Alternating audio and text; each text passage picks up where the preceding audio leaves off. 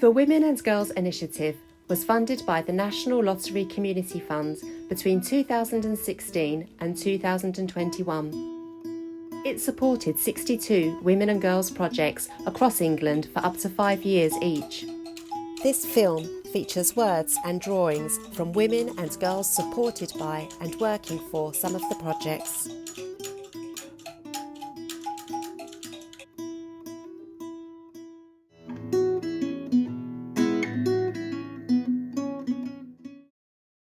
I drew like little characters here when I came and start changing and thinking positive. And here the hand represents the woman's aid. Like it starts with an open hand and after like keeps you there, and after it will be fighting for you. And a little me or someone in the tunnel in the dark. And there is sun here. So yeah. Oh, she's done well. I work at a refuge, so I do a lot of artwork with the women. That's been going well for a while now. I have done animation projects with young people before. We provide specialist domestic violence support workers, social welfare matters, accommodation, employment and training. Some women are triggered by the male presence due to the domestic violence they were subjected to. I am happy that there are only females in the refuge and no men. And there are women who have been through the same stuff as me. It was easier for me to live with women of my own age.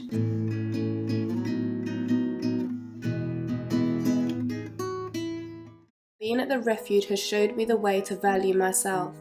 It has showed me how to love myself. They tell me it's not my fault and that I can carry on with my life, and they help me carry on.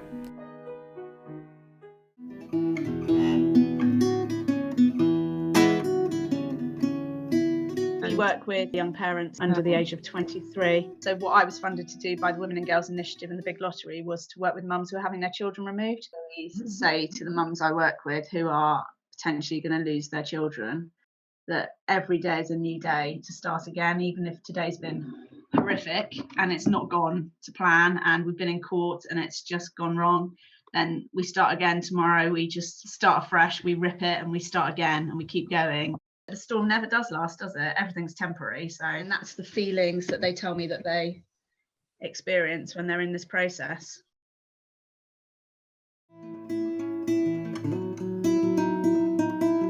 A lot of our women come to the centre over years. It's not like they come for 6 weeks and they get better and they go away and everything's fine. Aspire is kind of this rainbow. You're underneath the kind of dome of something really special that's going to be there for you, and it's about giving women tools, also the building work that goes on with the staff so that individual women can each get what they need. It's not like a catch-all service where everyone gets the same thing.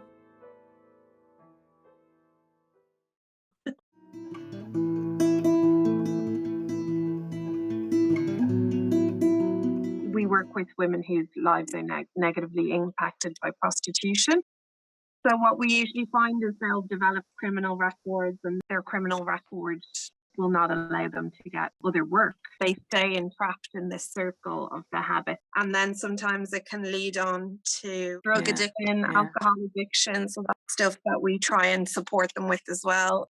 Some of them will be involved with criminal gangs who will be making them do this work at force. Some of them will suffer violence and domestic abuse at the hands of some of these people. So some of them can come to us with lots of debt, and that's what keeps them from exiting. Some of them need basic support with food, housing, shower facilities, clothes, and just a sense of getting their human dignity back.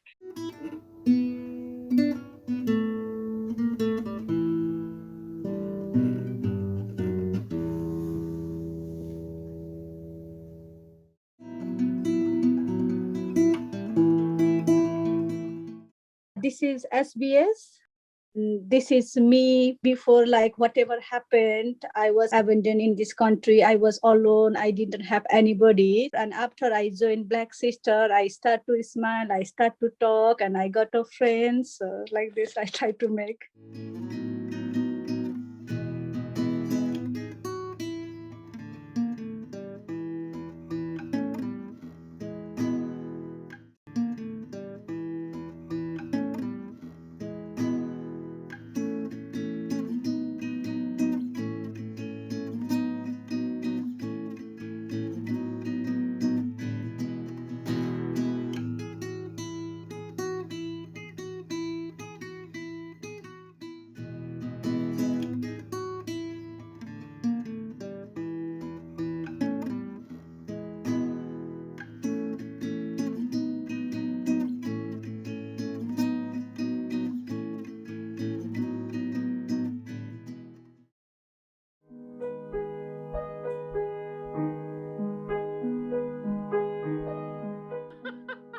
I work for Leeway Domestic Abuse Services. We've got 7 refuges and do outreaches in Norfolk and Suffolk.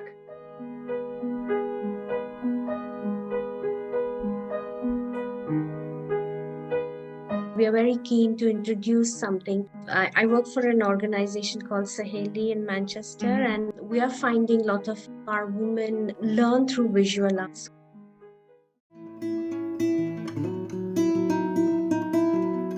We work with women who were at risk of offending with very, very commonly diagnosis or mental health issues. They might be trying to cope with the trauma that violence and abuse has had. We also work with women engaged in street sex working. These are the women that are most at risk and very vulnerable to violence against them. Working with these women is really, really rewarding. We provide safety items such as rape alarms, advice on STIs, drug and alcohol, methadone scripts, and a variety of other services. We have been able to safeguard these women out there in the streets, and we support them to report any violence against them.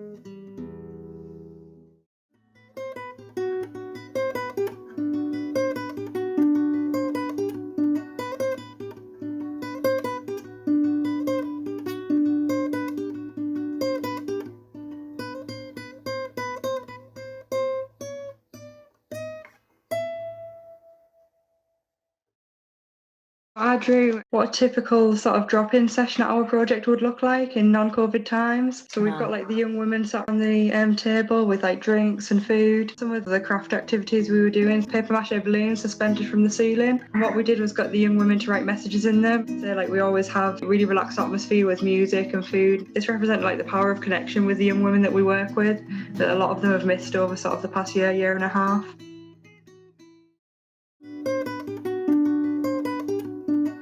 Society as a whole is fundamentally unequal for young women. Our project gives them a safe and nurturing space to connect and build friendships and relationships with each other, regardless of their circumstances or what issues might have led them to us. To build each other up, inspire each other, respect and understand each other is vitally important, and it can be so valuable and impactful to their lives.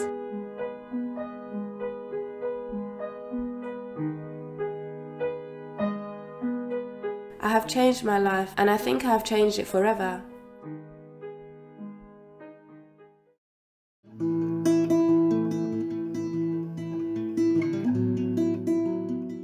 The Angelou deals with domestic violence and sexual violence. Women come in and use the facility. It runs classes as well. IT, ESOL, health and beauty, sewing, adult and social care. They do courses for that as well, for the women to move on to have some sort of, jobs. From a small place, it runs quite a lot, it runs quite a lot.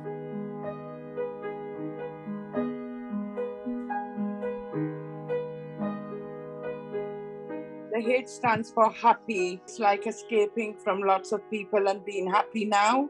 And then there's like a vase with flowers, and flowers mean a lot. What the women were saying in terms of the flowers is about happiness. Flowers represent happiness for them, but a lot of times flowers can have the opposite meaning. Say when perpetrators were abusing, and then they would come back and like bring flowers and say, we didn't mean to. So it depends on how you look at it. And then again, that one, where she was to where she is now.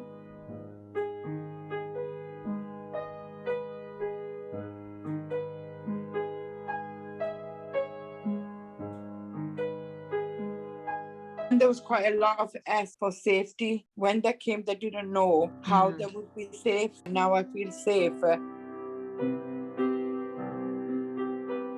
That one it says I, and I talked to her and asked her, what does that mean? And she's saying that I never ever thought that my immigration will get sorted. And the colours in that eye, there's a lot of glow now.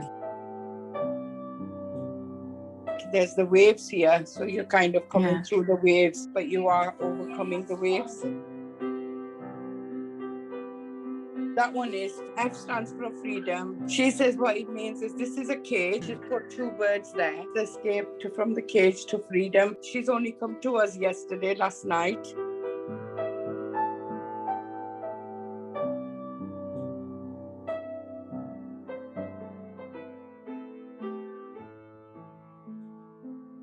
And that represents a lot. There's the clouds, so there is sun out there and there is hope there. Yeah, that was a nice one. Peace for peace, that there is hope and there is love in the future. I'm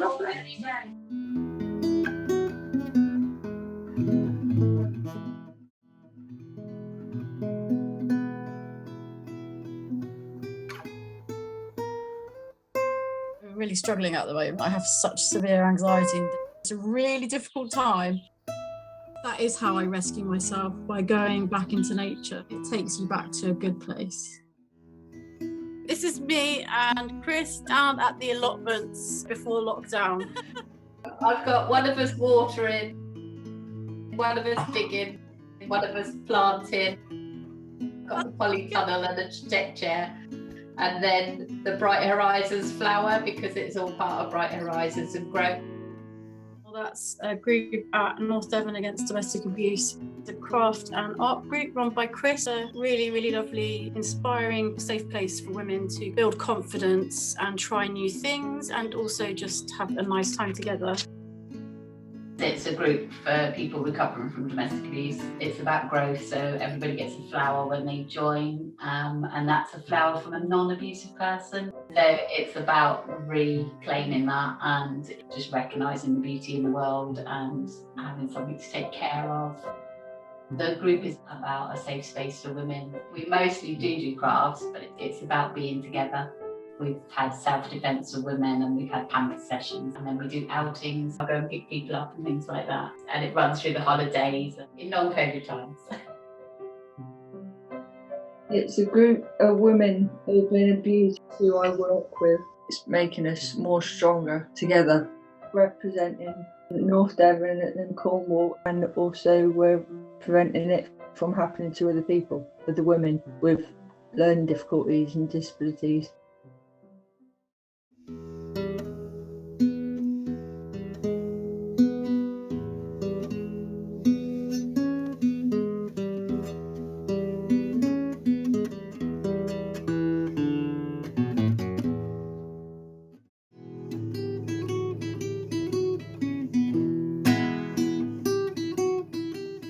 The place I came from, I felt, was not very survivor centred. This is just sort of the bursting out of all the different creativity and communities and gifts and strengths that the project kind of initiated. Much more about starting with the community and working with the community in a very different way. Happy to share the hope that Rise has given me. Unlike anywhere else I've tried to volunteer and help, they understand that when I'm down I need a bit of time, and they give me time and they don't pressure me, so I can be useful. I've been working for them for several years. I never would have done it if I hadn't had understanding people who supported me, and they've been totally brilliant and it's made such a difference.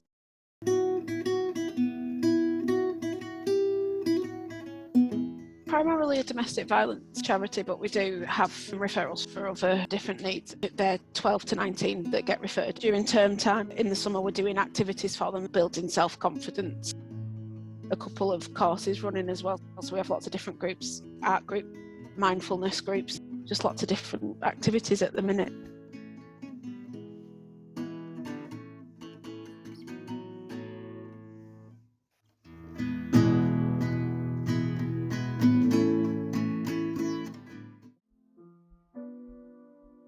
What I get my women to write down their feelings, because with lockdown, when you're not allowed to be around people, you don't have anybody. And sometimes you don't want to call people. So I get them to write things down. At least it's out of them, and it's written on paper. That's a way of releasing for me. So that's what I end up telling them. And then when we meet up, we got to talk about it. And sometimes it's happy, sometimes it's sad. But at least it's released and they don't have to hold it on the end type of thing.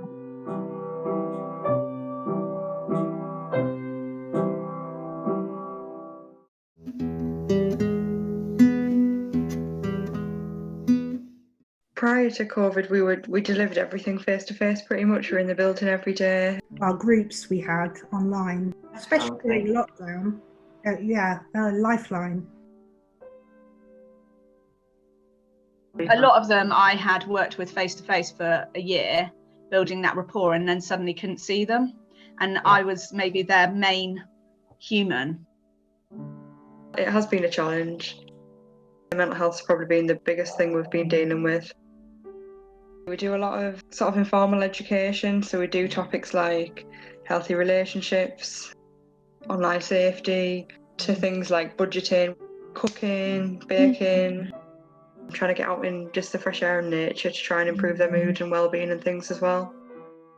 We can do like appointments in the community, walk and talk type appointments, so we can do small groups with that, or one-to-ones as well. For some women, the pandemic was a window of opportunity to change. Stability in housing allowed them to think about changes in their lives. I have to say it was the minority. For the women we work with, not many have access to smartphones. These women, in a way, are unseen by society. We would deliver food parcels or emergency parcels to their doorsteps, or through their window, we would talk to them. It was tough. These are women that fall through the gaps. Home was not a safe place for them.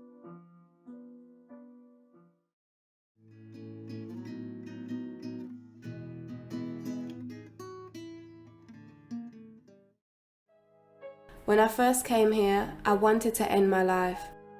They gave me encouragement, and staff said I could make a new life. Now, I believe that I have a good future. Women that actually have been through our service are coming back and volunteering, running peer-led groups, and also becoming trainee key workers. Another 3 years funding project called Communities Rising, walk at the pace of trust, community-based and women-centred.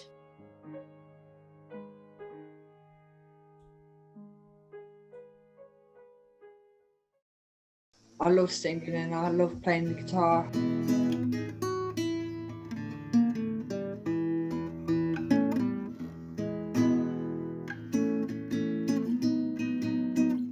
One day that, she'll be in there.